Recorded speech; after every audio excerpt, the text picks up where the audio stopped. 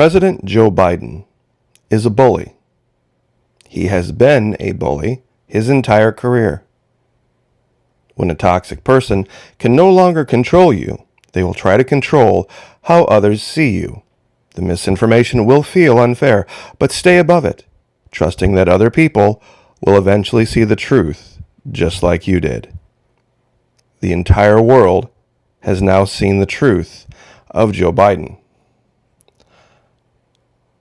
He spent his entire career chameleoning his way through the Senate, being whoever to whatever group, pandering whenever it was necessary. And he could largely get away with it in backroom deals. But now that he's front and center and everybody's watching his every word, he hasn't been able to shift out of that mode. That's why he stumbles over his words a lot. There's this living contradiction inside the man that he cannot hide. In today's video, I am going to show you 3 different examples just in last night's speech where he said one thing and then literally within a matter of minutes said the exact opposite. And nobody has really talked about this. I would like to ask him a question, though, to begin the video. President Biden, with respect, you mentioned all of these plans. Your American Rescue Plan, your American Jobs Plan, your American Families Plan, all of these big spending plans that you have to, quote-unquote, save us.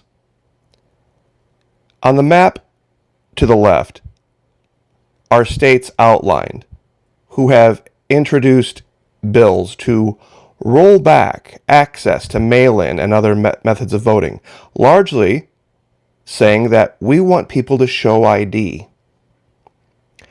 How many of your plans, President Biden, will require someone to show an ID to qualify for? All of these jobs you're going to create, all of these benefits, how many of these are going to require someone to show an ID proving that they are a citizen of the United States of America? I would venture to say that virtually all of them are going to require that the recipient show some kind of ID. So why is it a problem for you that these states have just followed your lead and done the same thing and are trying to do the same thing? You mentioned at the end of your speech, President Biden, that we are the government. The people is the government is the people. There's absolutely no difference. Now, some might take issue with that. But if the legislature and the government are the people, and the people are the government, that they are the same thing, what of the legislatures of these 28 states? Are they not also the people? And are they not also speaking through their elected representatives in these states? See, what's going on in these 28 states, President Biden, is directly in contravention to H.R. 1. It's actually a result of your having introduced H.R. 1. The people of the states are speaking. And like you said, we're going to take you at your word, President Biden. The people are the government, and the government is the people. So when they speak, and the people of the states are speaking loudly, I don't expect to hear any blowback from you. You see, it doesn't matter what you say, or what you've bullied other platforms into restricting people from saying. The truth will out. Now, I had mentioned 3 different examples. I have the transcript of the man's speech brought up here, and I'm not sure at what point this is, but he said these are good-paying jobs that can't be outsourced. Nearly 90% of the infrastructure jobs created in the American Jobs Plan do not require a college degree. 75% don't require an associate's degree. The American Jobs Plan is a blue-collar blueprint to build America. Okay, President Biden, that's fine. But are those the jobs of the future? Are those the jobs that are going to compete with China? Because not very long after that, you railed against Wall Street and talked about trying to compete with China. We have to develop and dominate the products and technologies of the future. Advanced batteries, biotechnology, computer chips, clean energy. President Biden, sir, with respect, all of those jobs you just mentioned require at least a bachelor's degree, if not more. You talked about wanting to create some equivalent of DARPA, but in the medical field. Those jobs are going to require incredible amounts of education. Yet earlier you talk about creating jobs that basically just require a high school diploma. So which is your focus?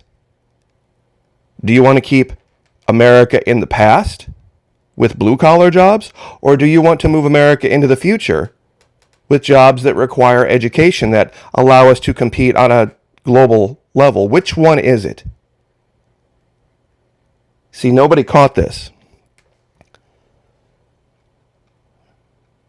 The man also mentioned later on here, talking about quote-unquote racial justice, that the vast majority of people in uniform serving us daily are good and decent people. Can you tell me how that can possibly be in a system that you also say has quote-unquote systemic racism? How can both of those things exist in the same world? They can't. Either the system is racist and corrupt, or the people are good. Pardon me while I scroll down here. It takes a while to go through all of this. He pandered to so many different groups.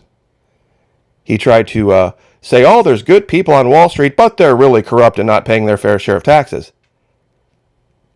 Which is it? Are they good and decent people? Or is it a hopelessly corrupt system? Which one is it?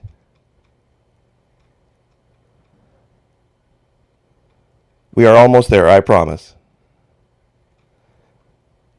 You referred to domestic citizens who don't agree with your agenda as the greatest threat of terrorism.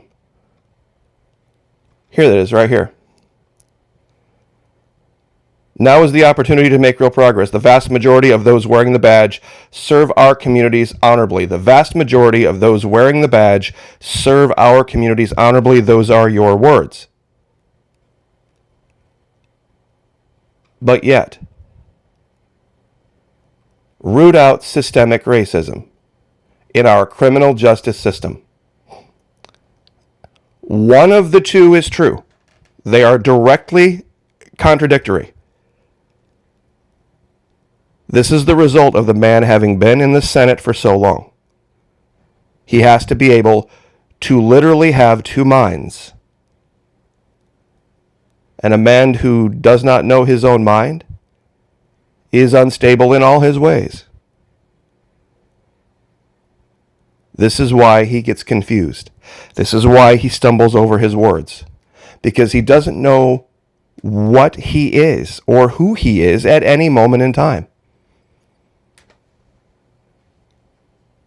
He mentioned the railroads. The railroads were built primarily by big business for big business. It wasn't a government idea. The interstate highway system that he also mentioned was built primarily as a result of national defense. It wasn't to create jobs. It just so happened to create jobs, but they were temporary. And the interstate highway system is primarily a function of the states.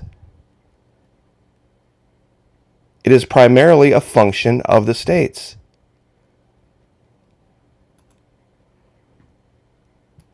And this was the final point about the whole voting thing.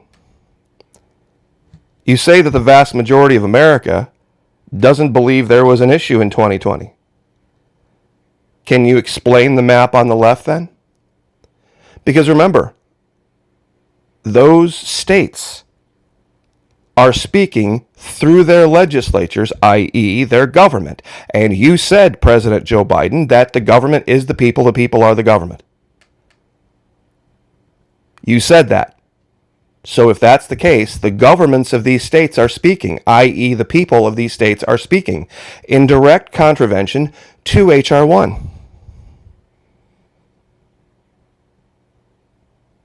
Can you explain any of these contradictions, Mr. President, sir, with respect? And just remember, a bad day for your ego is a great day for your soul. And we'll leave this there. I'll give you the link to this transcript and also to the image with the states that are trying to fix things. God bless, like, share, subscribe. We'll see you next time.